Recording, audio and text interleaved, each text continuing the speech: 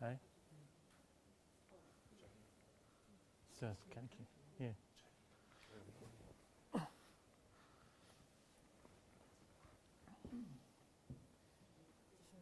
Yeah.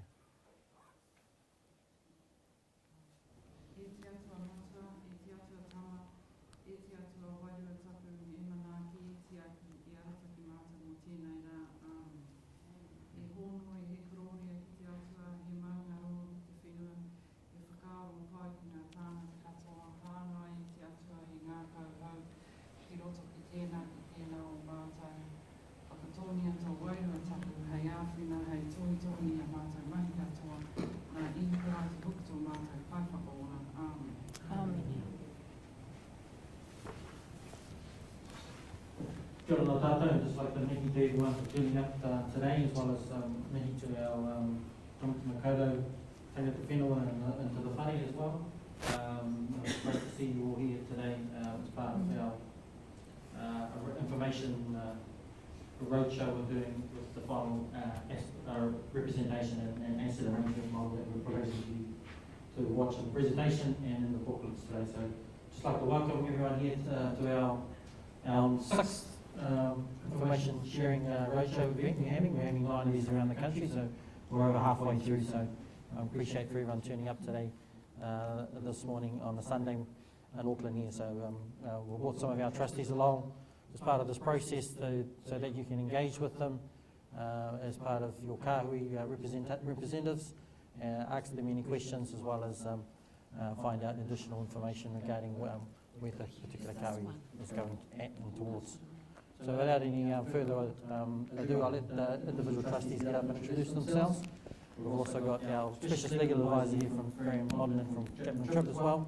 So if there's any specific questions regarding the legal side, then we've got some help here to answer those questions. But anything else, I'm sure I'll be able to answer those questions for you. So I'll let our trustees introduce themselves, and then we'll have a little quick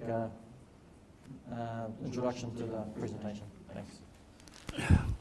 Kia ora whānau. My name is Phil Beattie. I'm a trustee for the Tapakarau Tuarua Whānui. One of the trustees. The other one is Carwyn Jones down in Wellington. So we represent marae hapu from about, back home, these down Pilot Hill, Rangihaua we call it. Marae from and hapu from there all the way up the river. Takitumu, Hurumore, Ruataniwha and Tāwhiti Amaru. So a bit about myself is that born and bred in Warrell. I spend a lot of time back home contracting and so on. So a lot of time with my grandparents right down the end, the last house down by Herere. My mum is Hoitawa Paul, Wirihana, and a Kaimona Christie. So, and Dad, well, he's a Edwards, Rotarata, Taranui, and Te Kawe Beattie. So yeah, we're going through a bit of a process at the moment with our trustee. This is our kāhui trustee. So down the back, with the girls down in the green there, you'll see that our trustee is down here, like I'm talking about our kāhui trustee. So, and these others down here too. So you'll see Liz down representing us. So thank you for coming, and yeah, we'll see you soon. Kia ora. Kia ora whānau, my name is Hita Koko, and I represent Pakaki Nuarua. That's Pakaki Iwiti and Namotu. And yesterday we had a hui at Iwiti Marae to mandate our legal entity and our trustee. Got word yesterday afternoon that our legal entity is now called Te Pakaki Nuarua Trust, and our trustee have been mandated. And within the trustee, the three marae, which is Pakaki, Iwiti, and Te Rauana, that's our ngā motu. And down the back, if you look to the back, we've got our project team, Namu. If you want to acquire a copy of our Kahui Trust Deed, go see Namu after the hui and she will give you a copy. And Liz is actually there. They represent the collective Kahui. And Liz is actually our chairperson for Pakaki Nuarua. So without further ado, thank you for coming, and I look forward to talking to you later on. Morena koutou. My name is Johnina Symes. I represent the Ngāti Rākai Pāka Kāhui. So in this environment, we're going to do things from the ground up. Normally in the past it's from the top down. So I represent 6 marae and 5 hapu that covers all of our whānau from Nuhaka. So just met some new whānau here this morning from Nuhaka, Ngāti Kawaha. Good to see you here. My nephew, as usual, always turns up to these things and supports his old auntie from Ngātirangi, one of our other hapu. Yeah, good to see you. We have another trust member who is unable to come today, and Pauline Symes. So yeah, she's at home. And they're watching us, and I better say the right thing. Anyway, I'll hand it over. Kia ora. Kia ora, I'm Oha Manuel, and I represent Te Wairo Te Pukerau Cluster 1. In the books you'll see the hapu listed there. My co-trustee wasn't able, or he wasn't on this roadshow. That's Bubby McGregor, son of Charlie and Hina. The marae in our cluster are Whakirangi, Taiho, Te Poho Te Kauati, Te Poho Te Akiwai, and Hauariki. And it's good to see you all here, and thank you for coming.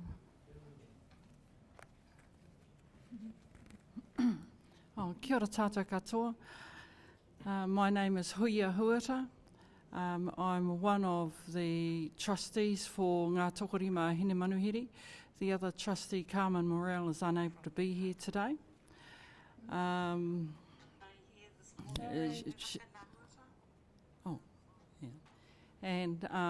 we're at the moment nearly ready to have our trust deed for Hine Manuhiri ratified, and we're looking forward to that happening.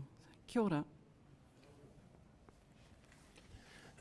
Good morning. I'm not a trustee. My name's Graham Olding. I'm a partner at Chapman Tripp, the law firm that's been working with the trustees up here to help bring into words the decisions that they've been making around the structuring that has led to the presentation and the proposal that you're seeing today.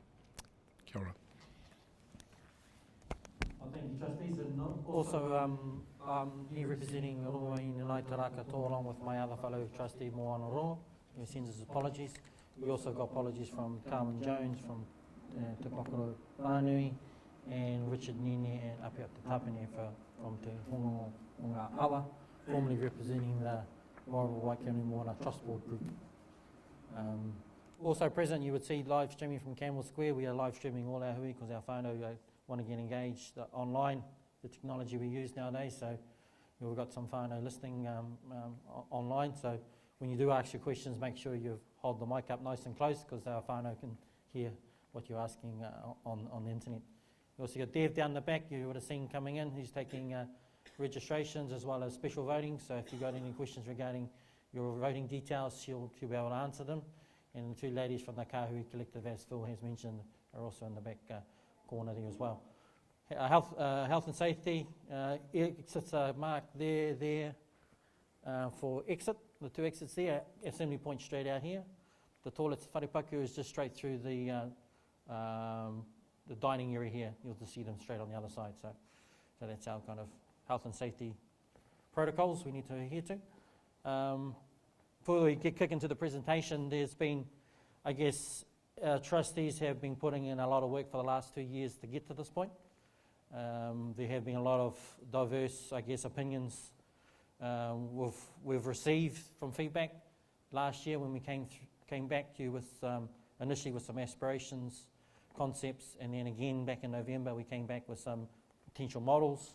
We've taken all that and pulled all that together, as well as engaged with legal advisors, financial advisors, and looked at what other PSGs have done. So we've tried to kind of pull all that together and put this into today's presentation. So this has been, for the last couple of years, one of our key, I guess, mahi or key initiatives that we have to do as initial trustees. The other kind of key couple of initial matters that we've had to address is regarding the settlement. So that process has ended. We have achieved a getting to settlement date, which was on Monday just gone. So all the financial redress and all the cultural redress has transferred to Tātou. So that completes the 30 years that our ancestors and all those who engaged with the treaty settlement process has aspired to get to. So we've completed that process as part of one of our initial trustee responsibilities. And the other responsibility we've got is regarding collecting all this information together so the next lot of trustees can then start to bring together a 5-year plan, a lot of long-term strategic vision stuff that they need to pull together. So those have been our 3 key areas. With the final reading that was on the 6th of September, any of you that attended or any of you watched on the live stream, we appreciate your support that we did get down in Wellington. It was quite a momentous occasion to see it finally get to that stage. The 500-odd members that were present down in Parliament was good to show the strength of our numbers, because sometimes we're not considered important down in Wellington because little old Wairau is just a little old place and they don't think we're that big. But overall we have 34,000 members throughout the country. Statistics concerns that. It's the 8th largest iwi grouping in the country, so we are quite a significant large grouping in terms of size-wise. But we just don't get that recognition that we need to. So that's part of Tātou's role going forward into the future is make sure we get that recognition amongst Crown agencies and the likes to ensure that we are received and taken importance. But as seen in the presentation, we've been dealing with some issues there regarding different kahui and their kind of aspirations of how they see the settlement going. So we've tried and build something that kind of hopefully caters for everyone. But at the same time, we've realised that there's some key strategic stuff that we need to do, like certain things regarding the financial stuff, keeping that together, but having some decision makings devolve to kahui. But hopefully the presentation and what's in the booklet we're able to present to you today, you'll get a fuller understanding, because a lot of our members through the engagement roadshow wanted to know what the detail, and we've tried to cover that detail in this presentation. We've pulled it all together and provided the detail and what's going to occur. So we've had to make some further changes to the trustee. You would have remembered that through August we actually to vote on certain trustee changes. That was unforeseen from our part. OTS at the time needed us to make some changes to the trustee, so then we could get to 3rd reading and final settlement. So all those who voted in that process, thank you for doing so, and allowed us to complete that work regarding the 3rd reading and final settlement. So we've gone through that. We've got some more additional changes that we need to make if this passes, the special resolution passes, to our trustee. So copies of it available at the back through Dev if you want to have a look at what those trustee changes are. So that kind of outlines, hopefully, it gives effect basically to the model that we're proposing today. So without any further from me, I'll let the presentation play, and then afterwards we'll have some questions and answers regarding what you've just seen and what's in the booklet. Nō reira, tēnā koutou katoa.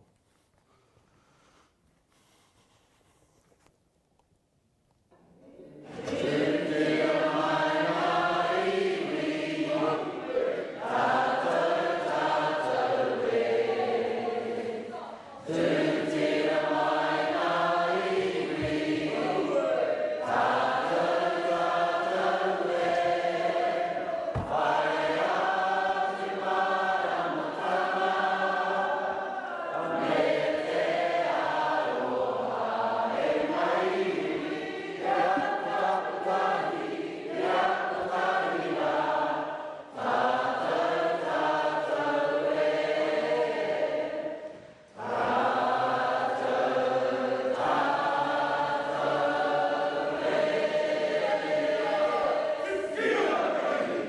Tēnā koutou katoa. Nau mai, haere mai. Thank you for joining us today as we take the next step in our settlement journey and vote on our final representation and asset arrangements. We are Tātou Tātou o Te Wairoa Trust, the post-settlement government's entity, or PSG, for the iwi and hapu of Te Rohe o Te Wairoa. It is our responsibility on behalf of our iwi, hapu and whānau to manage the redress that will be received as part of our settlement with the Crown. Tātou Tātou o Te Wairoa has 14 initial trustees elected by our iwi, hapu and whānau who are helping to ensure we build a solid foundation for the future growth and development of our settlement redress. Our initial trustees aim to serve a term of 2 years. Their first term began in November 2016. Our initial trustees are responsible for managing and overseeing a review process in relation to the ownership arrangement for the Trust's assets and representation, our current mahi. Consulting with representatives of our iwi and hapu to decide whether to purchase any properties that might become available during the initial 2-year period. Maintaining records and information that will facilitate the initial trustees' preparation of the first annual plan, 5-year strategic plan and annual report. This presentation covers the key points in your information booklet relating to the final representation model for Tātou Tātou o Te Wairoa Trust. Following this presentation, we will have 30 minutes for you to ask any questions you may have. Ka tahi ka kaputi tātou, so you can meet your representatives and our support teams who are here today. Also, if you are not yet a registered member of Tātou Tātou o Te Wairoa, we can help you to register today so that you can vote. In August and November 2017, we held engagement hui around Aotearoa to seek your thoughts and feedback on our aspirations, values and principles, and on potential models for our asset and representation arrangements. It was great to see so many whānau participating, and lots of new faces too, with many tuning in to watch the live-streamed videos and sending us their messages online. We received invaluable feedback from you during this time, which has shaped our trustees' mahi over 2018. We are now back on a hīkoi across Aotearoa, holding a round of hui in Te Wairoa, Turanganui-a-Kiwa, Here Taunga, Rotorua, Kirikiriroa, Tāmaki Makaurau, Te Papaioia, Te Whanganui-a-Tara me o Tautahi. We are presenting exactly the same information at each hui, which will cover a recap of our settlement journey to get to this point, and how we will manage the settlement redress, including how kāhui representation and our unit trust model will work. The hui will be an opportunity to ask all the pātai you have, and also, if you haven't voted online or by post already, to vote on our representation and asset arrangement model and trust deed changes via special ballot box. Your vote is really important to us. Remember, it is you who will determine if we can move forward with the proposed final asset and representation arrangements. It's you, our people, who ultimately decide on the future of Tātou Tātou o Te Wairoa. Our settlement journey began more than 30 years ago when our kaumātua first lodged historical treaty claims with the Waitangi Tribunal in the early 1980s for the area between Turanganui-a-Kiwa and Mohaka, the Wairoa Inquiry District. Ultimately, our whakapapa and whanaungatanga helped us to work together. Our iwi, hapu and whānau eventually formed into a single large natural grouping under the name of Te Tira Whakaimi o Te Wairoa, made up of 7 clusters of iwi, hapu and whānau groups across the district. It took years of intense discussion, consultation and negotiation to finally get to our deed of settlement and PSG, Tātou Tātou o Te Wairoa Trust ratification, which our iwi, hapu and whānau confirmed in 2016. Our official deed of settlement signing ceremony was held in Wairoa on the 26th of November 2016. The iwi and hapu of Te Rohe o Te Wairua Claims Settlement Bill had its first and second readings in Parliament on the 20th of December 2017 and 15th of March 2018 respectively, which were well attended by whānau. On the 6th of September 2018, we celebrated the third and final reading of our settlement bill in Parliament. This was an historic occasion for our iwi, hapu and whānau, and the culmination of many, many years of hard work that our tipuna started. Our settlement gained the royal assent on the 13th of September 2018 and is now law. We are now here today to present to you the final representation and asset arrangements for Tātou Tātou o Te Wairua Trust. You are being asked to vote on the following special resolutions. The adult registered members resolve to amend the Tātou Tātou o Te Wairua Trust Deed as set out in the marked up trust deed entitled Revised Version November 2018. And approve the unit trust model as the asset and representation model for the Tātou Tātou o Te Wairua Trust. The Trust needs to pass this special resolution so that we can have an agreed representation model and way of managing our settlement assets. The Trust asks all whānau to review the proposed representation and asset arrangement model and then to vote yes to approve the special resolution. The special resolution must receive at least 75% support of valid votes cast for it to be passed. The current trust deed, ratified in August 2018, has been updated to reflect the proposed final representation and asset arrangement model. The marked up trust deed, entitled Revised Version November 2018, can be accessed on our website in the Documents section.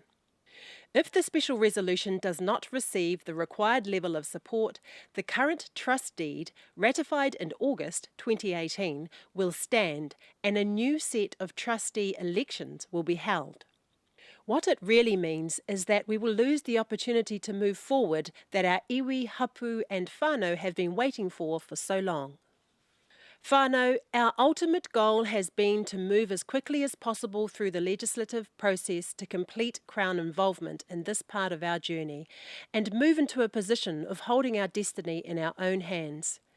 We are pleased that we have achieved this, and it is now solely up to our iwi, hapu and whānau to make the big decisions on our future.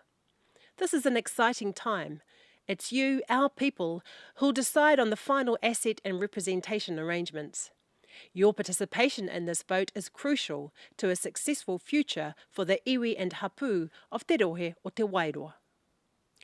The voting period is open from Saturday the 3rd of November to 12 p.m. Monday 26th of November 2018. The Independent Returning Officer, elections.com, is running this voting process. All adult registered members of Tātou Tātou o Te Wairua are eligible to vote. There are 3 ways to vote. You can vote by post, online, or by ballot box at these hui.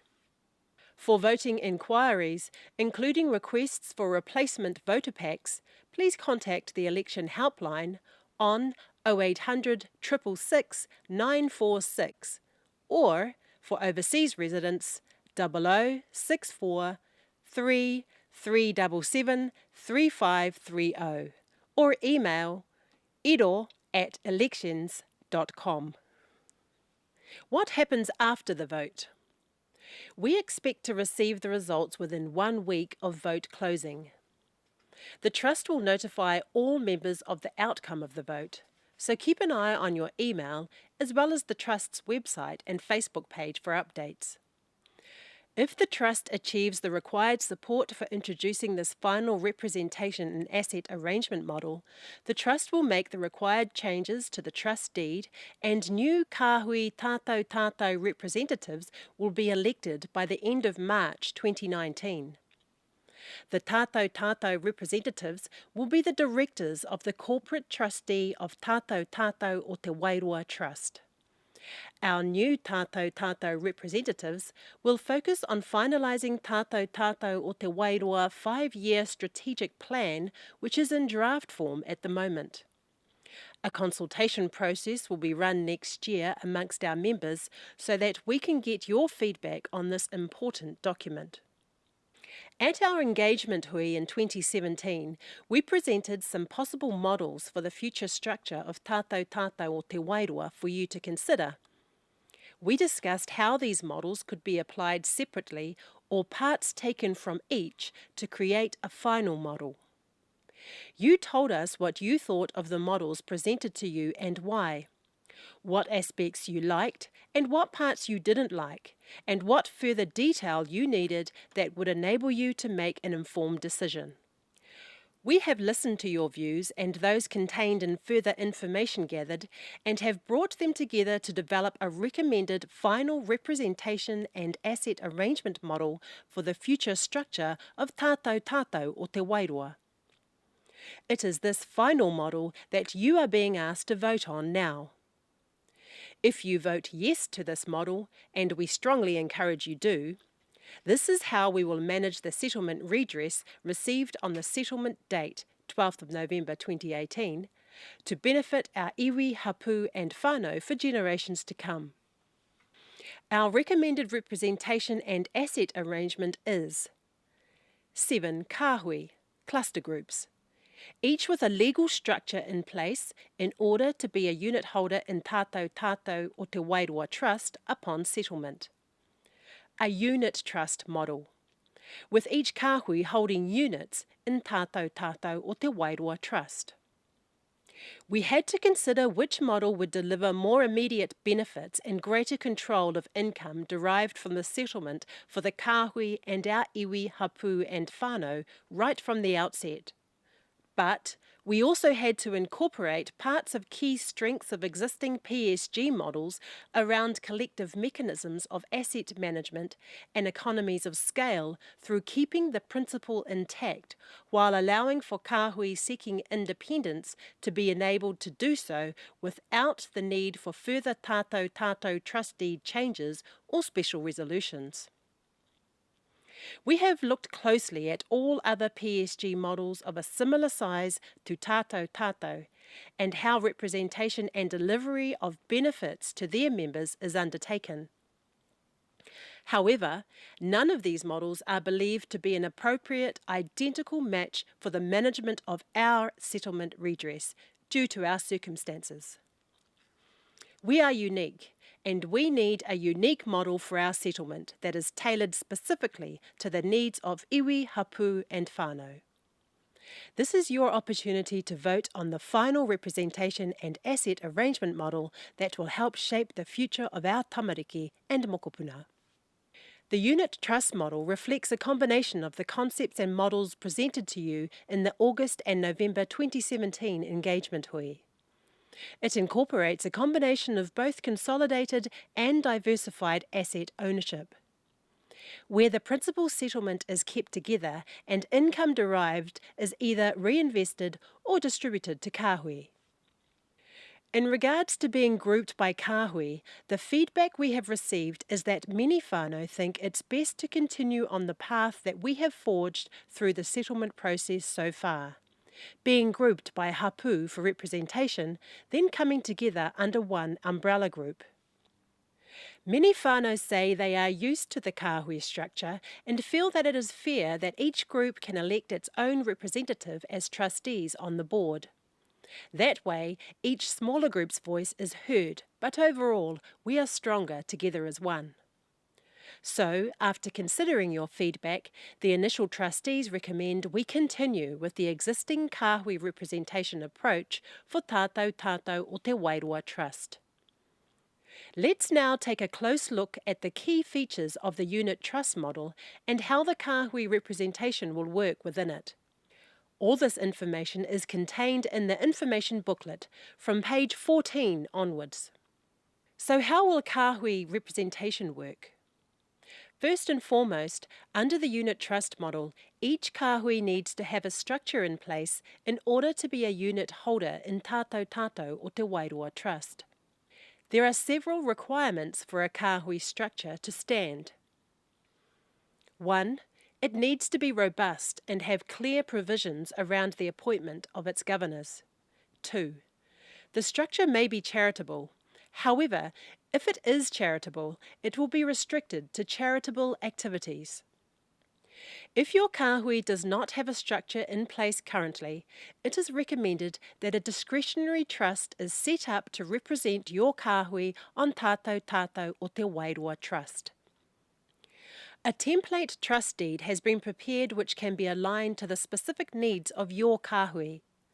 This can be accessed on the Documents section of our website. It takes approximately 3 months to set up a discretionary trust.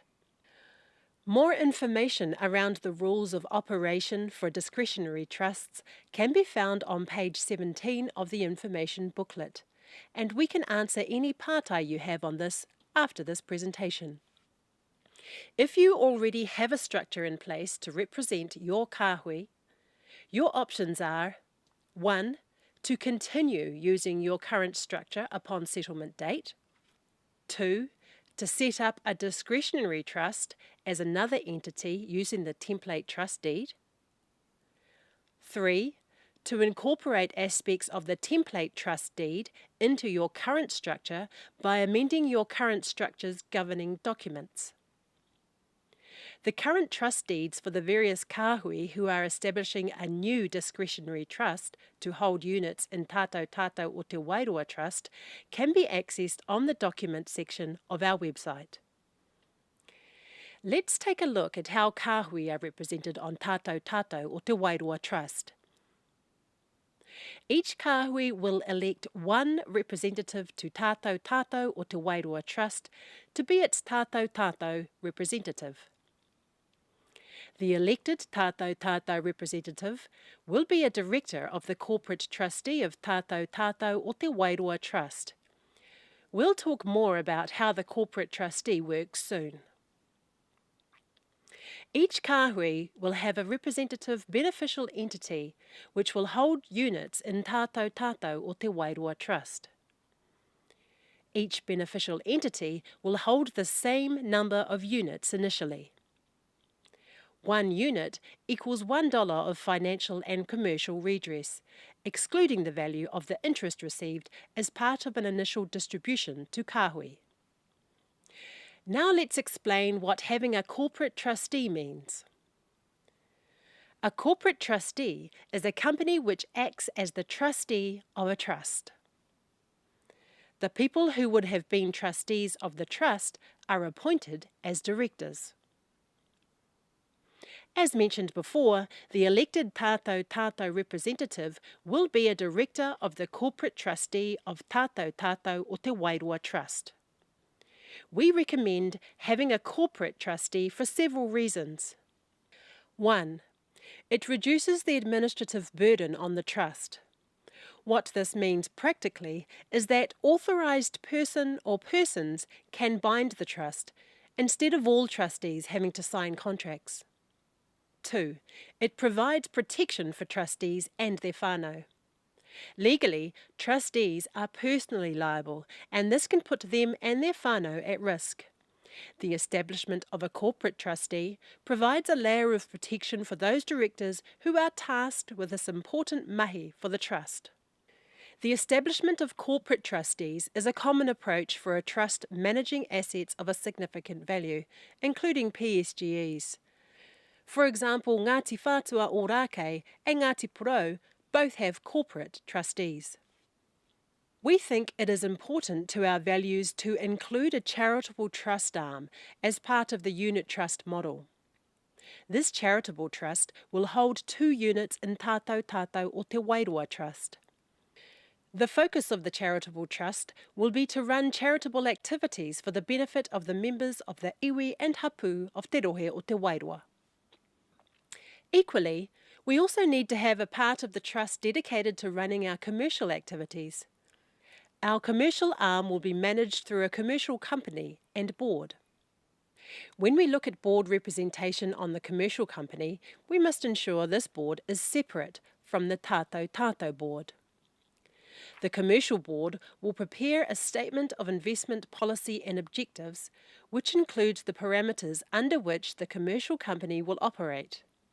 And the Commercial Board will make investment decisions within those parameters. The SIPO must be approved by the directors of the corporate trustee of Tātou Tātou o Te Wairoa Trust. When we look at who sits on the Commercial Board, we recommend that a minimum of 5 directors will be appointed and removed by the corporate trustee. At least one member has to reside in the Wairoa district. Directors will have their remuneration set by the Tātou Tātou Board on a fixed fee basis. They will be appointed for a 2-year term initially, then every 3 years thereafter.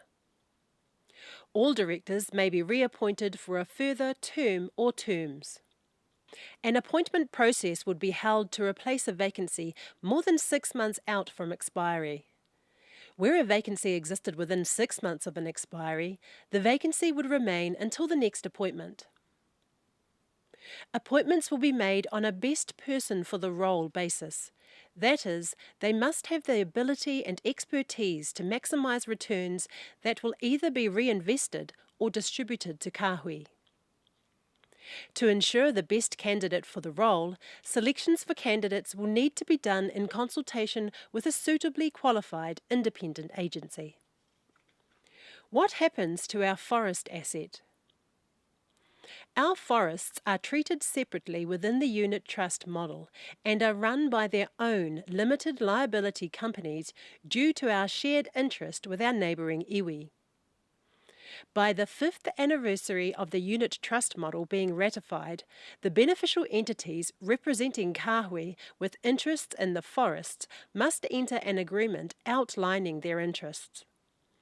If a beneficial entity becomes independent, they will receive shares in the relevant forestry company in proportion to their interest outlined in the agreement.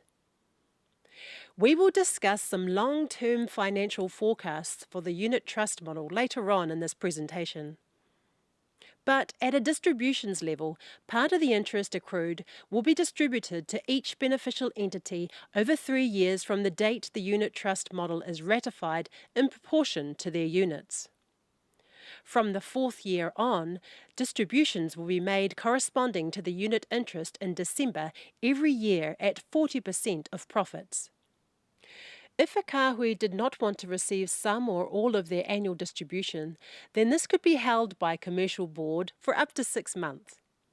A kāhui could also reinvest some or all of its distribution with Commercial Board that would result in increased units for that kāhui.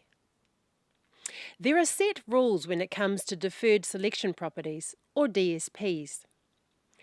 The beneficial entity of a kāhui may choose to purchase a DSP during the first 3 quarters of the DSP selection period for the relevant DSP, after which the Commercial Board may purchase the DSP. Where only one kāhui has an interest in a DSP, that kāhui may notify the Tātou Tātou Board in writing that it wishes to purchase it and work with Tātou Tātou Board to go through the DSP process. The Tātou Tātou Board will instruct the Commercial Board to purchase the DSP and transfer it to the kāhui or its nominee.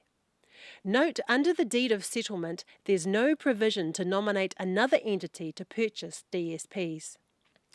Where there's an overlapping interest in a DSP, all the kāhui with overlapping interests must establish and nominate a joint entity, which they must determine their respective interests in, to purchase the DSP.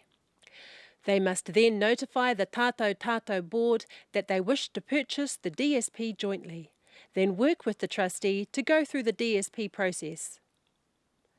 The Tātou Tātou Board will instruct the Commercial Board to purchase the DSP and transfer it to the joint nominated entity. The price for a DSP will initially be satisfied by the Commercial Board and on transfer to the kāhui will be satisfied by a payment of cash, through a redemption of units or a mixture of both by the beneficial entity representing the kāhui. Where a beneficial entity has not exercised its right to purchase a DSP during the first 3 quarters of the deferred selection period, or no kāhui has an interest in the DSP, the Commercial Board will be able to purchase the DSP.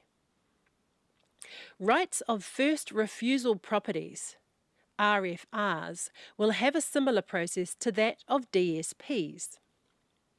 Where an RFR is triggered, the Tātou Board will notify the kāhui that has indicated an interest and work through the process together. Where there are overlapping interests in RFRs, the Tātou Board will notify the kāhui that have indicated an interest, and these kāhui may establish a joint entity to purchase the property. Where a beneficial entity does not confirm it wishes to purchase the property within a certain time frame, the Commercial Board will be able to purchase the properties. Together, all these features make up our final representation and asset arrangement model. Now let's take a closer look at the kāhui relationship with Tātou o Te Wairoa Trust. As explained earlier on, each kāhui will elect one person to be its representative on Tātou o Te Wairoa Trust, the Tātou representative for that kāhui, and a director of the corporate trustee. It is important that the relationship between Tātou o Te Wairoa Trust and each kāhui is two-way. The Tātou representative will report to Tātou o Te Wairoa Trust on the kāhui activities annually. Equally, the Tātou representative will report back to the kāhui on Tātou o Te Wairoa Trust's activities annually. When it comes to appointing kaumātua as and when required, the kāhui will appoint one kaumātua to the Kaumātua Council for Tātou o Te Wairoa Trust. In the engagement hui in 2017, we discussed whether there should be the option for a kāhui, or a rōpū as it was referred to then, to leave Tātou o Te Wairoa if it decided that it wanted to be independent. Under this final representation and asset arrangement model, it is proposed that the kāhui may become independent from Tātou o Te Wairoa Trust via a special resolution vote. 75% of adult registered members in the kāhui must validly cast a vote in favour of the special resolution to ratify independence. A beneficial entity that has become independent may rejoin Tātou o Te Wairoa Trust, but it will need to purchase new units at a minimum of 5 million to do so. The Tātou Trust deed needs to be amended to reflect the kāhui independence option. This will be done as part of this vote. There are several key principles achieved through the kāhui independence process. High voting thresholds ensure fairness and a robust process. All adult registered members of the kāhui can vote on the exit, which ensures transparency. And time limits mean that the Tātou Board has certainty going forward. This is due to a kāhui only being able to trigger an independence request within the set time periods.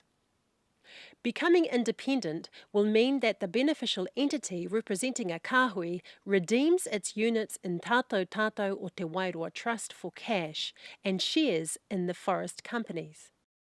However, a kāhui will remain a part of Tātou o Te Wairoa Trust in perpetuity because Tātou o Te Wairoa is the PSG for the single comprehensive settlement with the Crown.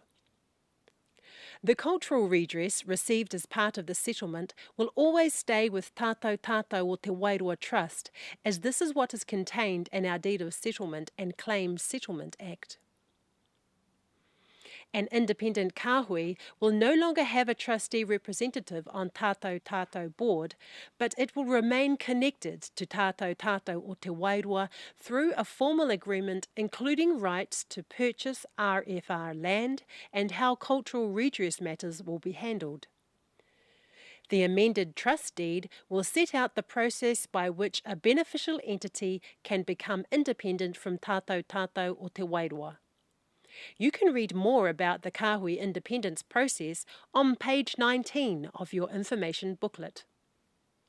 Now that we've covered off how the unit trust model will be structured and how the kāhui representation will work within this model, let's take a look at the long-term financial benefit of this type of model.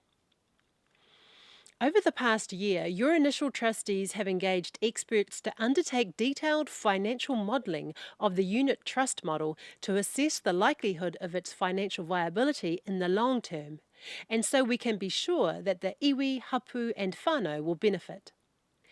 We've looked at costs, return on investment, risks and relevant qualitative factors based on 2 scenarios. You can take a detailed look at the financial modelling on pages 20 to 25 of your information booklet, but we'll also go through this in some detail now.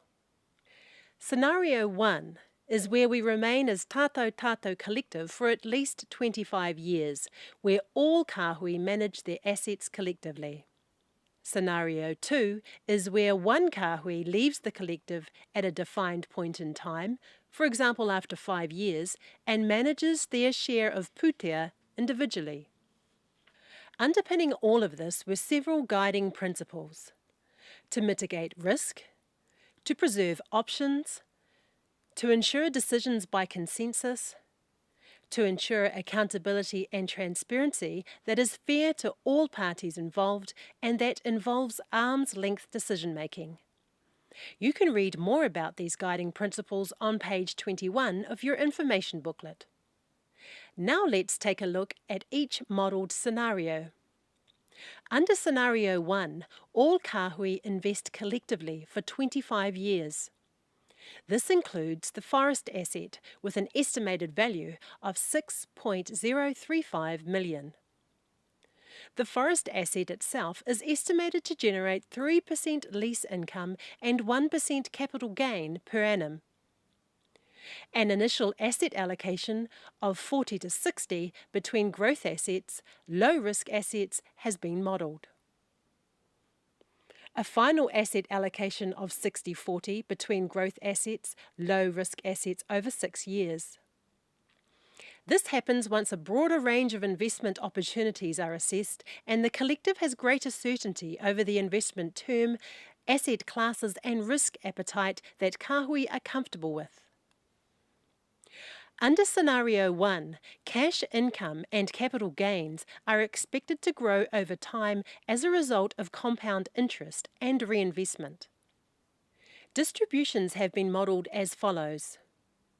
Initial 3 years of distribution consists of the total 7.4 million of net accrued interest distributed to kāhui. This is indicated by the dark purple columns in the diagram. Each kāhui receives approximately 1 million spread over 3 years if they retain all their units in tātou o te Wairua Trust. There is no distribution of the portfolio's profits in the initial 3 years, with 100% of earnings reinvested into the portfolio. From year 4, distributions policy is set at 40% of earnings, with the remaining 60% being reinvested into the portfolio. This diagram shows the potential cash distributions for each kāhui over 25 years based on these assumptions. The next 2 graphs illustrate the potential growth in the collective portfolio, diagram 3, and share allocated to each kāhui, diagram 4, over 25 years. It also shows how the income is split between costs, distributions and reinvestment. At the end of year 25, under the modelled assumptions, the initial 113.4 million portfolio capital could grow to 244 million in aggregate. This includes the 6.035 million estimated value of the forest asset. This is an increase of 130.6 million. At the end of year 25, the initial 16.2 million portfolio capital per kāhui could grow to 34.9 million in aggregate. This is an increase of 18.7 million. If any kāhui decide they want to leave the Tātou Tātou collective, we are keen to provide the right information to ensure they understand what this means from a financial and investment perspective. We have modelled scenario 2 on the basis that a kāhui becomes independent in year 5. All kāhui initially invest in the Tātou Tātou model for 5 years, as per scenario 1. At the start of year 6, one kāhui becomes independent. Asset allocation and distributions remain the same as under the Tātou Tātou scenario. However, there are costs to becoming independent. On becoming independent, the kāhui, for example, might incur a cost of $250,000 that includes a contribution to legal, valuation and structuring costs as shown in this diagram. The kāhui is also assumed to incur their own management costs to operate the fund of $450,000 per annum. This is $300,000 per annum greater than the kāhui share of the operating costs of Tātou Tātou o Te Wairoa. So we can compare the two scenarios on the same level, the kāhui is assumed to invest in the same investment mix. That is, 60% growth assets and 40% low-risk assets with the same returns. It is important to understand that the kāhui that has become independent may face practical constraints in order to achieve the same result as scenario 1. It may be harder to achieve the same asset mix as the collective, as the smaller investment capital, approximately 15 million, compared with more than 100 million, may restrict the accessibility to invest in certain asset types such as private equity, commercial property, farms, and businesses. It may also be more difficult to achieve the same level of diversification, which results in greater risk exposure to single assets compared to the Tātou Tātou collective scenario.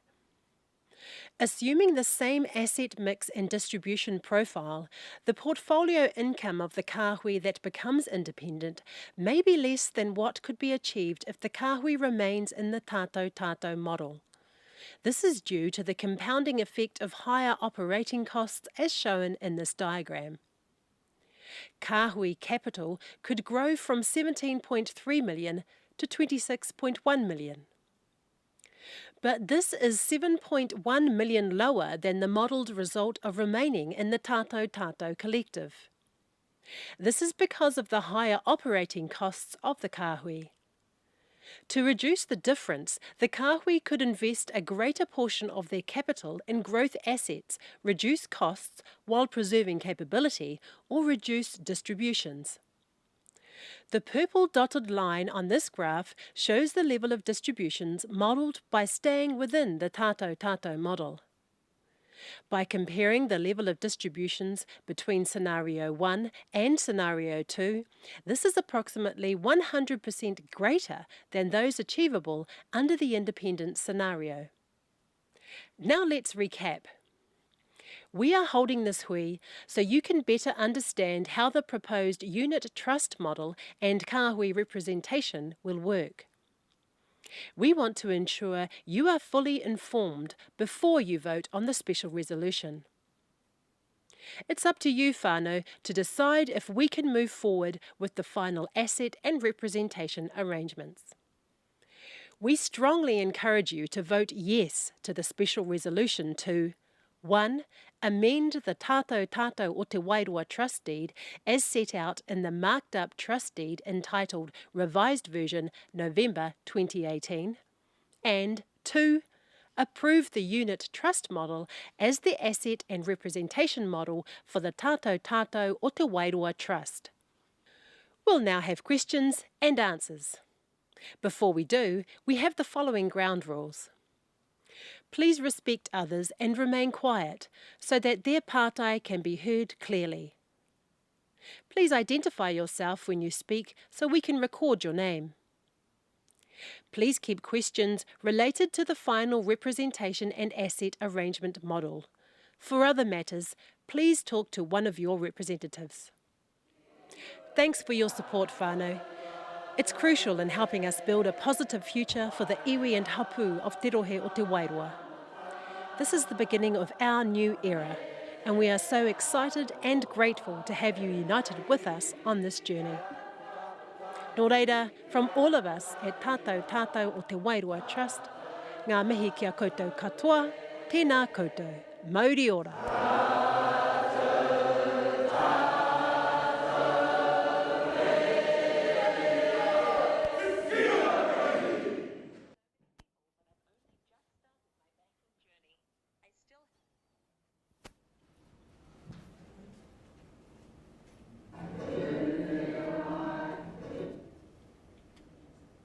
Well, thank you, Whānau, for listening to our presentation.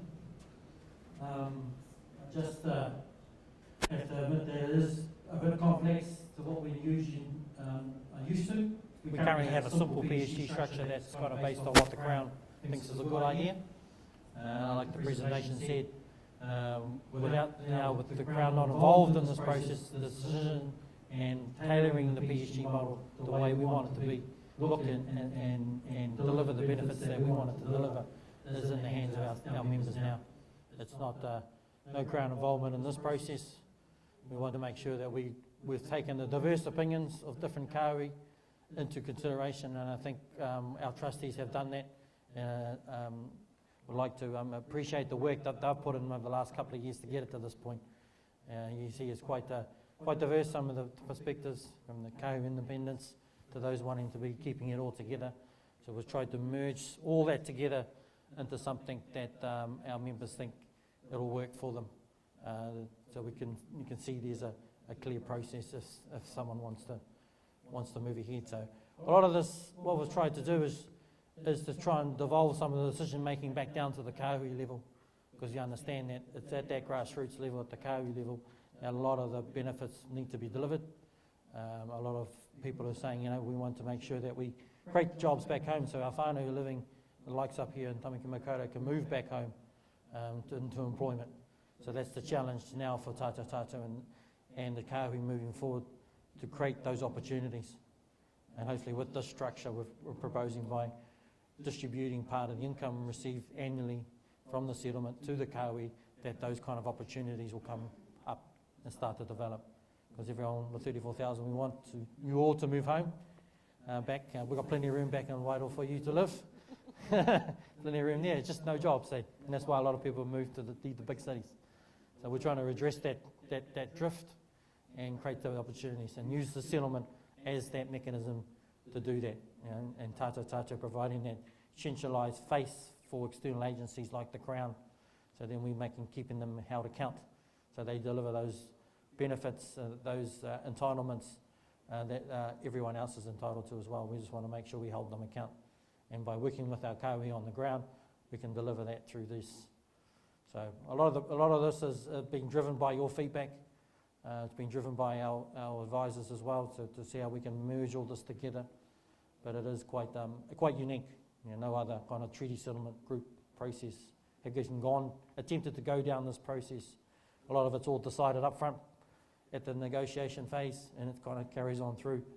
But we thought it would be prudent that we kind of take stock.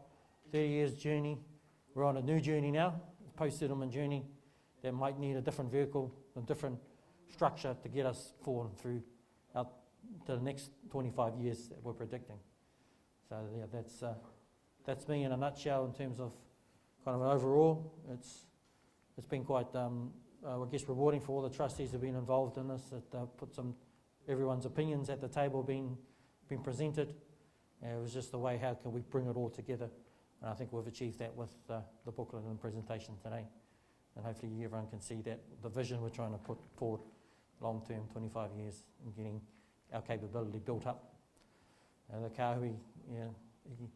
kauri themselves are starting off on a journey as well, so some of them are just new. They're all looking at setting up their own discretionary trusts, creating that formal link.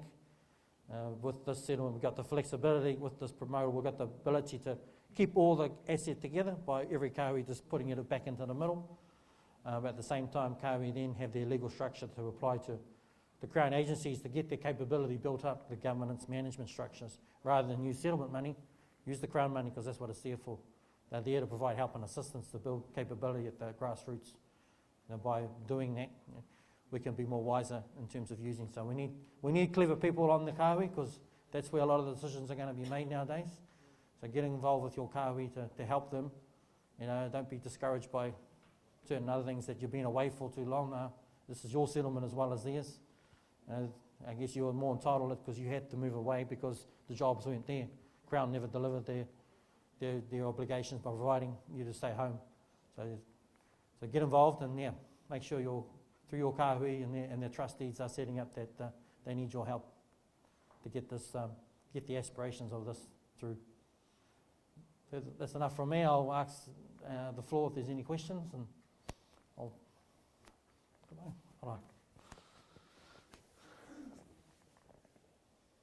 Kia ora tātou, ko Aroha Solomon taku ingoa, ko whakaki ahau. E noi nei, e noho ana I ki tāmaki. I suppose you sort of answered my question a little bit, but when you talked about the kahui eventually managing their own assets or money, and I see that each one will need a legal structure, would they be all the same structure, and would they have access to the expertise? So they're all working with the same template that was being developed by Chapman Tripp. There's a bit of tailoring that's being needed to occur for some of the kahui, the beneficial entities, including marae. Representation-wise, are they represented internally by kapu or marae base? There's still some of that going on. Some kahui have marae base, others have hapu-based representation. Also in terms of their tata representatives, so currently we have one ahika, one general. Some kahui are dropping the general, keeping the ahika. Others are dropping the general, keeping the ahika. So it's just a bit of flexibility. So we're given that flexibility decision making to the kahui in certain aspects, but others they cannot change. The likes of every kahui needs to run an annual general meeting, have audited accounts every year to receive their annual distribution. If they don't do that, they don't get the money, because they've got to provide minimum level of good governance. Elections, if they don't run an election that's supposed to occur, they won't get an annual distribution until they meet those kind of minimum criteria. But what in terms of delivery of benefits and how they structure that, investments-wise, that's up to them. So we're not gone too far into that and delving too far into that.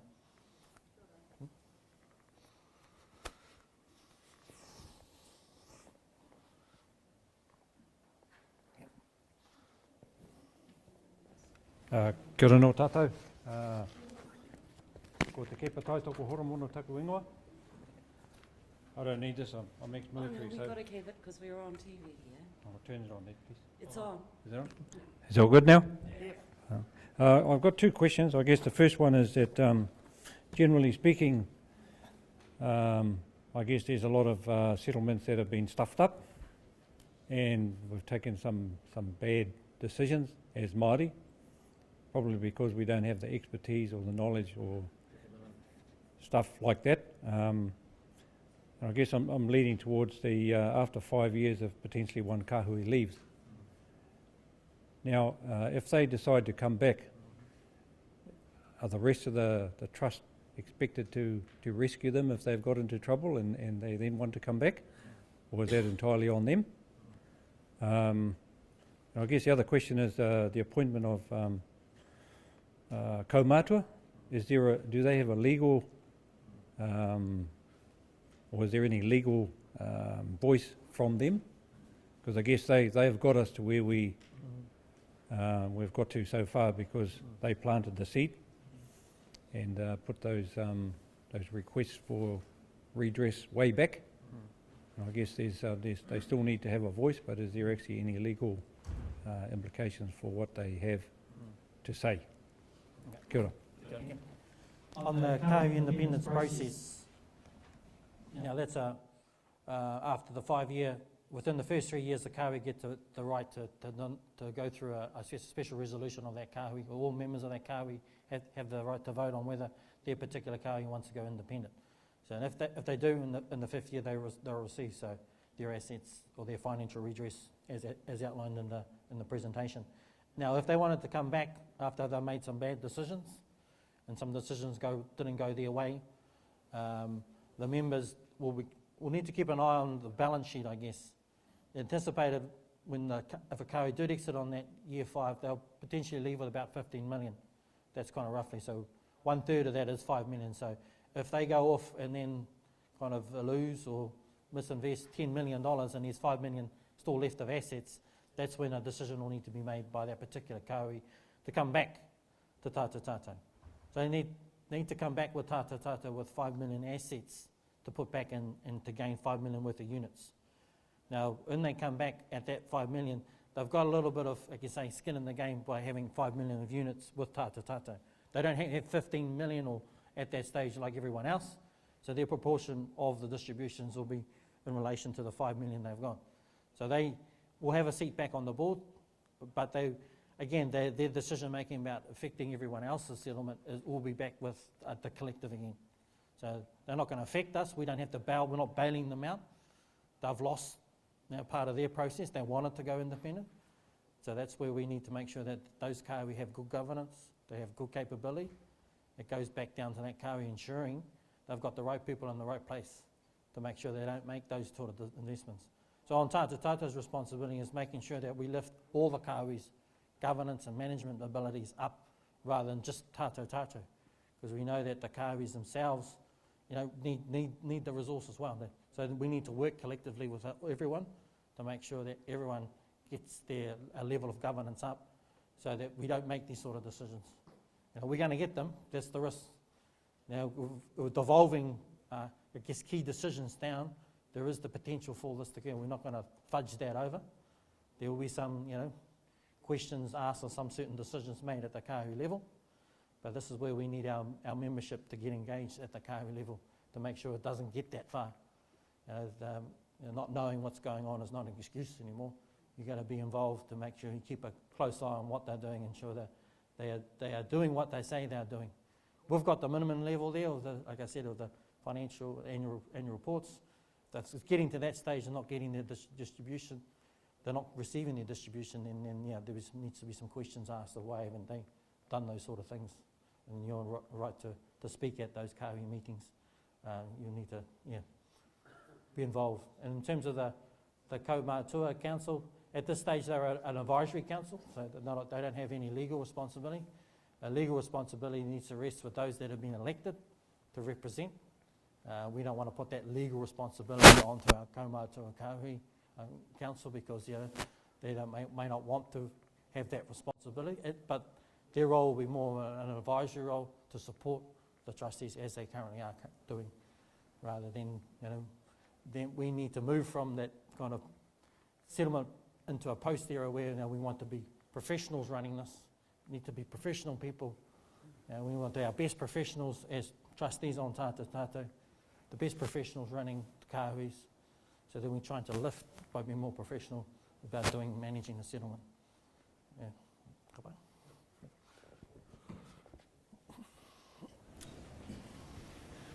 We just ask you to speak right in and say your name.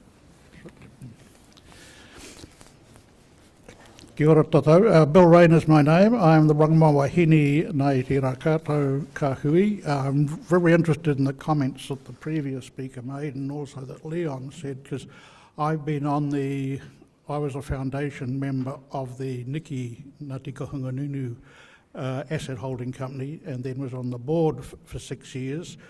And I was the only one who would have what you might call financial literacy. I was a sort of finance director for an international shipping company, a chartered accountant, and I'd stress quite strongly that that's quite important at the early phase to make sure that each of the groups do in fact have that capacity either internally or in some sort of support way.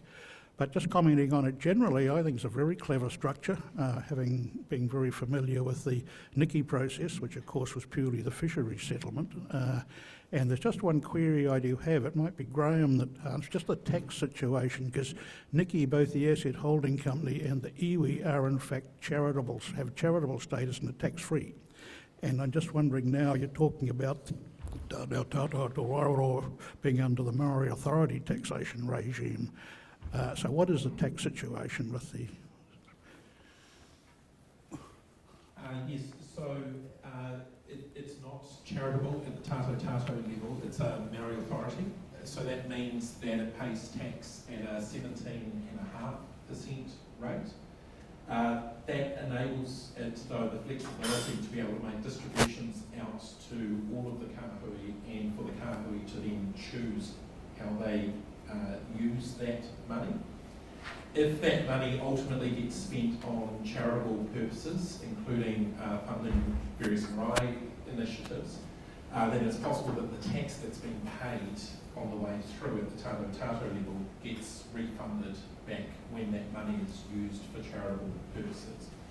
So effectively what we're doing through this structure is paying 17.5% tax as a temporary measure to give flexibility to be able to pass out the money and use it for any purpose that a kāhui would choose. And if a kāhui chooses to use that for charitable purposes, then the 17.5% will get refunded at that point. It's a structure that both Ngāti Whātua and also Ngāti Porou have moved to. The primary reason for that is if instead we kept everything charitable, which is, for example, how Tainui or Ngāi Tahu largely do it, for those of you who are aware of their structures, we tie ourselves up in knots in terms of what the money can be used for. So basically the fund at Tātou Tātou would then be available to do good things for people, but not available to be funds that are just distributed out to the membership for whatever purpose you might choose. And that's an issue that some of those other iwi are having to deal with at a practical level as we go. So we're keeping it, this proposal is to keep it within the Maori Authority regime, keep the flexibility, but that enables that tax to be refunded as and when the money is used for charitable purposes. So just following the question with the commercial arm, what's its tax status? It's So, under a Maori Authority regime. yeah, so the proposal is that that would also, yes, so the investment funds would come up and be taxed at 17.5% through the commercial arm. And they're either through the commercial arm accessing basically the Maori Authority status of Tātou Tātou.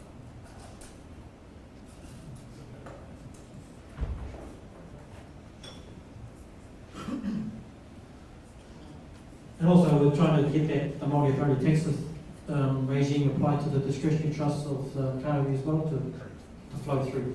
So everyone should, in this structure, should be taxed at the 17.5% is the aim, not the 23 or the 33, 28 or the 33 that currently we are taxed in. I've just got another question regards to, I guess we've got some very clever people involved in the Tātou Tātou Trust now.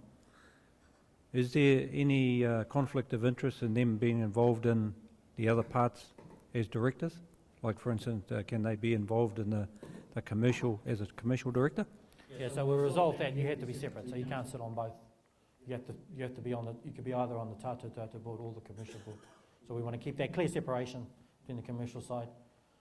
Also brought up, yes, there was a conflict of interest around those directors on the commercial company. We need to put some parameters around if they're making decisions about investing in companies that they have also another interest in, to make sure they declare those interests. So that's where the statement, the SIPO statement of investment policy and objectives is quite clear. We'll need to set some of those parameters up for them, in terms of what not to invest in, alcohol and the usual gambling kind of activities, but at the same time making sure that they gives them the flexibility to make some key decisions, like putting in some levels of what will require the Tātou Tātou board to sign off on, like presenting a proposal worth X amount of million. What could they sign off without coming to Tātou Tātou, and what level we would need to come back to our members to get sign off on. That's part of that major transaction. That's usually we'll set that at 25% of the group. So if an investment's worth more than 25 million, they'll need to come back to all our members to get their vote or support on it. So we need to try and build in certain levels and steps to protect it. And so I guess a lot of treaty settlement groups and a lot of other even trusts, the commercial side tends to tail wagging the dog. They tend to be in charge because it's their money and they think it's their money, and then they want to run the show. And the board with the responsibility is left in more of a minority role. We were trying to make sure that board, the Tātou Tātou board's the boss, so that's why they do the appointing, hiring and firing and try and keeps the commercial board within its focus of commercial activities only. And when we talk about maximising the returns of the commercial, that needs to be taken in context of making sure that we're balancing cultural, economic, social issues at the same time. It's just not fully getting a full maximum return on the money. We need to be good governors and good financial managers to make sure we're not having other detrimental effects with the money.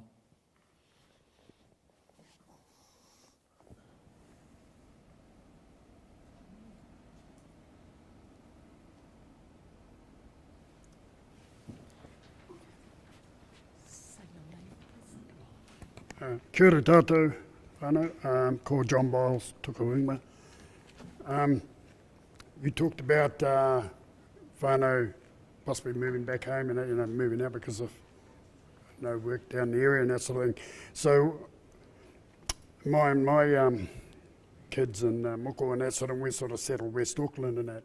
So going forward into the future for the Kahui, what will it do for me? What, who is resigned to sort of living out west here? Is there any answer to that? Or? Yeah. So the Kahui is going to, their role is to create opportunities, but also look after the home fires. So we've heard a lot of feedback from our members that live outside of Warrell. We want Warrell to be prosperous. We want Warrell to be looked after first. I've moved away and settled out somewhere else. It may not be able to help me, but at least I know I've got a strong connection back to Wairoa, back to home, that it's going to be cared for and be able to build up its capability and capacity and opportunities that potentially in the future one of my mokos or grandmokos will be able to move back to Wairoa. You've got this kind of pull with those who've moved out. How am I to benefit now from this? Because I live out in other areas, in other districts. It's quite difficult to kind of stretch our settlement to cover the whole entire globe, to try and look after all our members and where they all live. We were hoping to get a settlement that would be that size that we could cater for that, but since the size of the settlement's only that 100 million, we need to focus on home first and then build home up, and then over time, hopefully then build the resource and capability to be setting up areas outside of Wairoa to look after our members. So that's where it'll be key for tātou to build kind of relationships with the tangata whenua up here all over the motu, so then we can leverage off what they're doing as well and providing services back, as well as us looking after them back in Wairoa. So yeah, we're trying to look after home first, because that's what we quite strongly heard from the feedback from our members. Build up home base, get that sorted, and then look after those who've moved out of the district. But in terms of Kawi too, there'll be, hopefully in Tātou we'll be providing financial grants in terms of education grants as well. The usual stuff that other PSGs provide. Yeah, some of that stuff you'll need to be, you can access through the Kawi, but that's a decision for those Kawi to make. What's their priority first? Is it the marae's, giving them a grant, or is it educational grants? But Tātou may look at doing educational grants, getting the right people it needs. So it needs people in certain areas, so that could be its role. But that's something for discussions to occur with the Kahui and Tātou.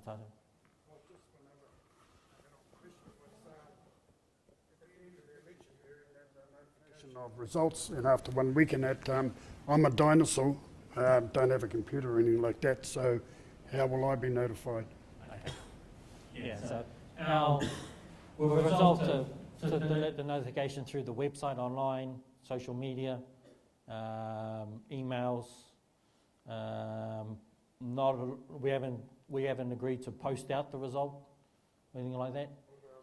What about notification in a newspaper? Yeah, we do newspaper notifications, but with newspaper notifications nowadays are not as well spread as other notifications like email and stuff. But we'll endeavour to get out a pānui, whether it's we only kind of focus on the local papers. It's quite expensive with New Zealand Herald and all that, posting out those results. So we'll if you're keen on getting to know what the result is and you're not online, you can contact our trust office and they'll be able to send something out.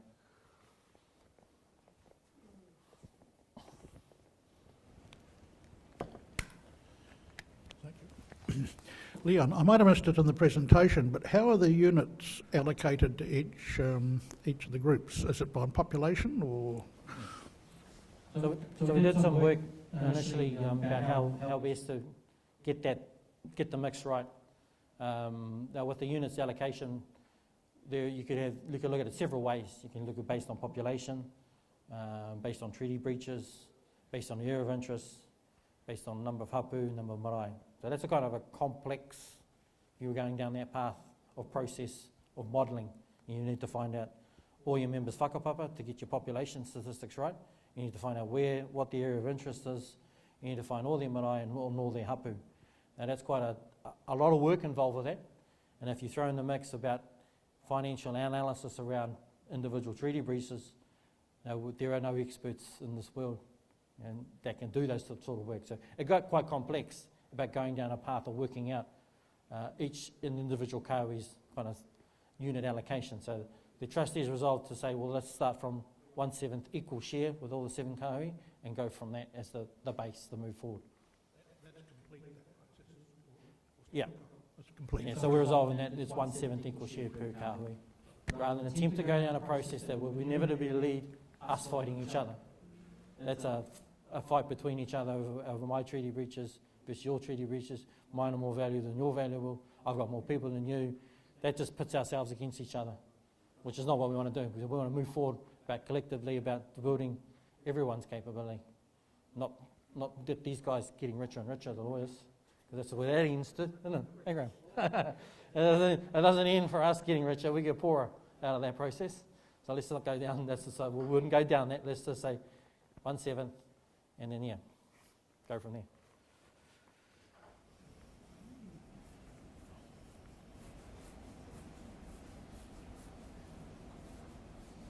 Is anyone happy with the co-representation? You can, Mr. Solomon. Kia ora no tātou.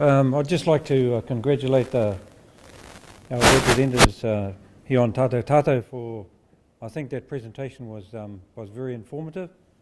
Didn't use big words like bulldozer and wheelbarrow, and I think it was really easy to understand. Many of us are laymen, we're not accountants or lawyers, and they tend to end up with most of the money anyway. So I'd just like to congratulate Tātou on the presentation, which was very informative, and I think for me anyway, and for most of us here, was very easy to understand. So kia ora for that. Kia ora. Thank you.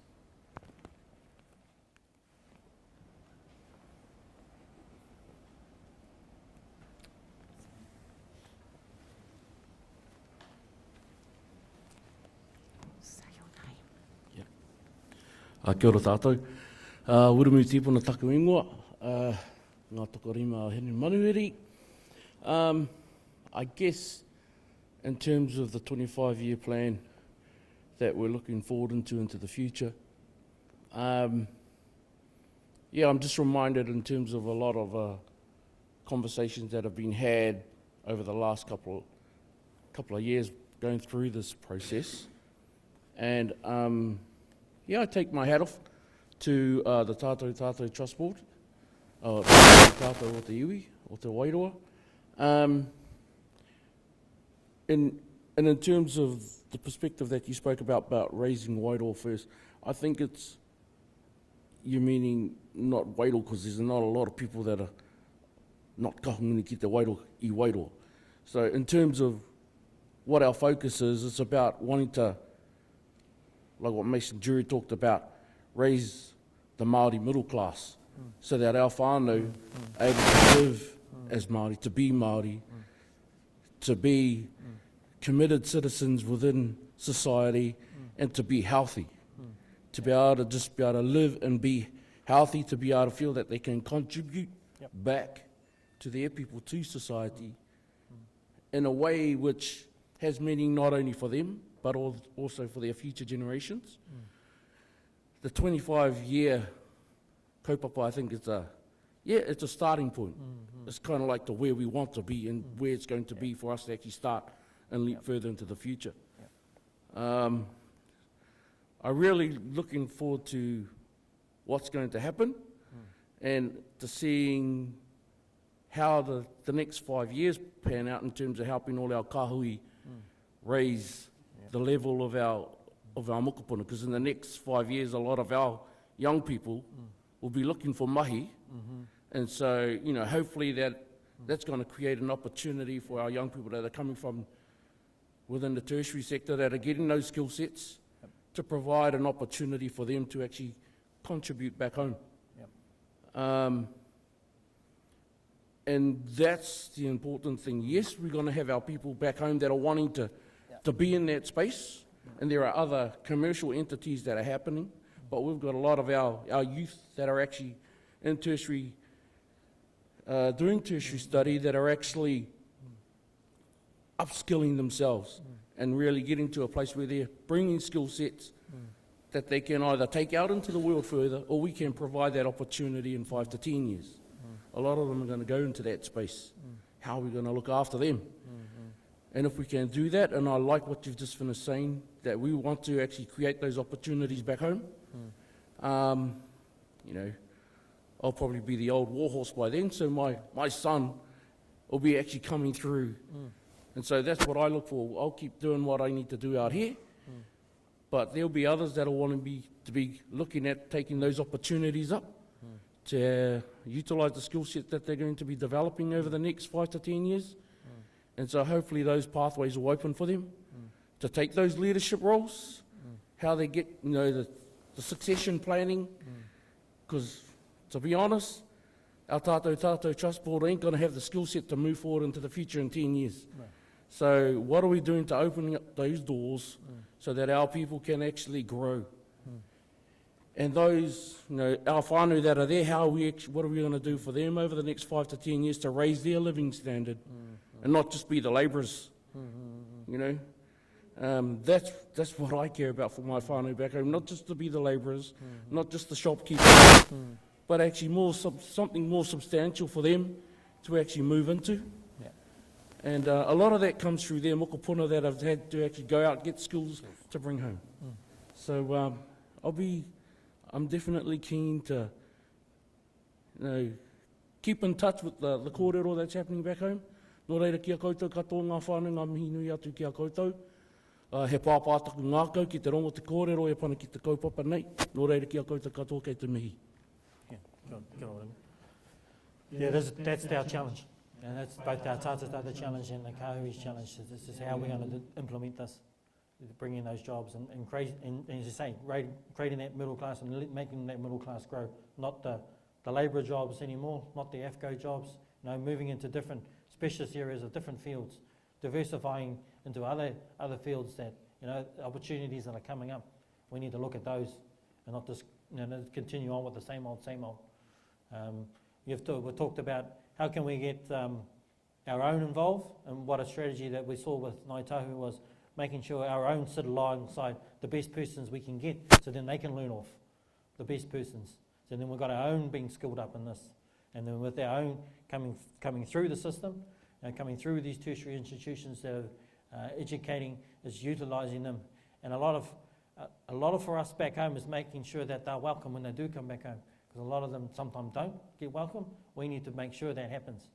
And we want to encourage those that we can contribute and add, and make sure we build this collectively, are welcomed and are able to contribute, or else, you know, they just get disenfranchised from it, and doesn't help our people at home if we're not encouraging those with skills who want to come back and contribute, because we need everyone, not just the home people doing this by themselves.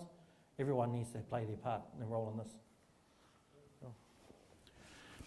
Sorry to pop up again, but just picking up once again on the last speaker's comment, one of the interesting things I found when we were setting up the asset holding company with Nikki, we talked at Ngāi Tahu because they were sort of one of the first off the rank, and of course what people find it very hard to get their heads around, these organisations will be lasting forever.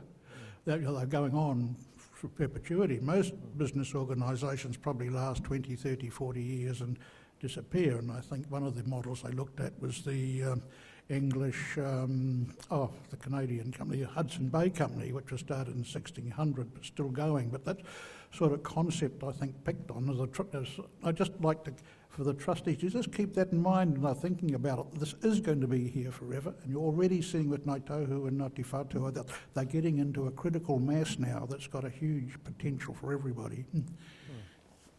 Like, as Graham said, that their structure needs to change. It's probably a criticism of Nikki's. Theirs hasn't changed in 25 years. You've got to grow with this. You've got to be flexible to move with this. And that's what we've designed. Hopefully something that's more flexible. It's not rigid. If a Kawi wanted to go independent, the provisions are there for them to do so. Because the ultimate aim of the settlement is to grow their capability so they do come independent and they're able to look after their Kawi members.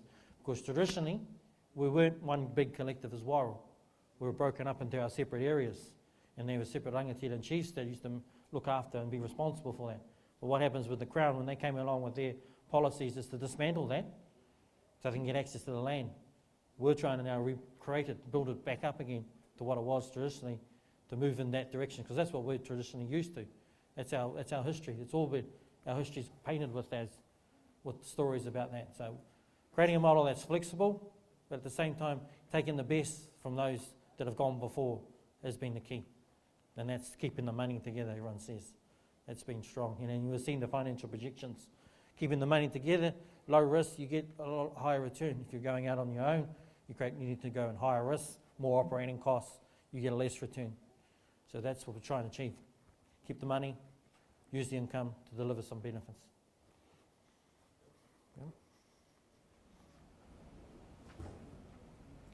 I understand that everyone happy with the Kahui and the representation. There's some issues around the names.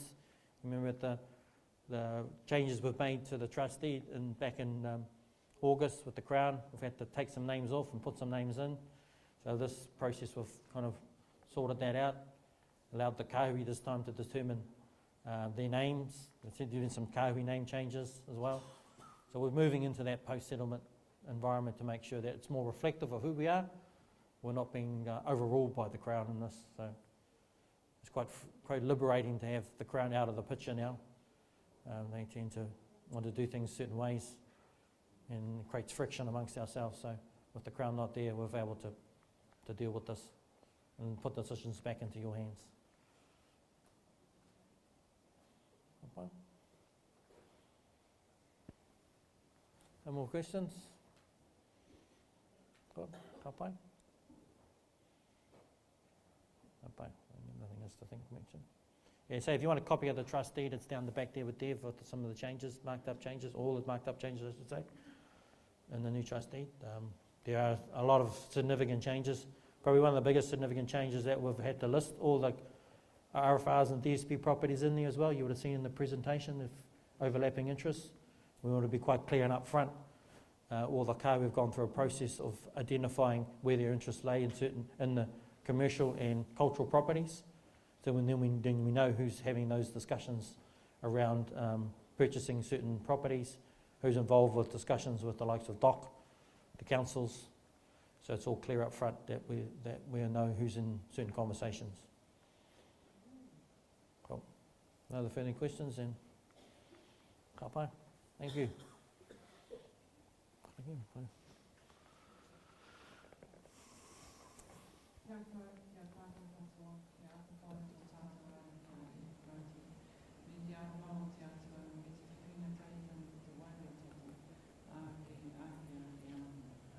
Amen. Kapai. Kapten, right down the back.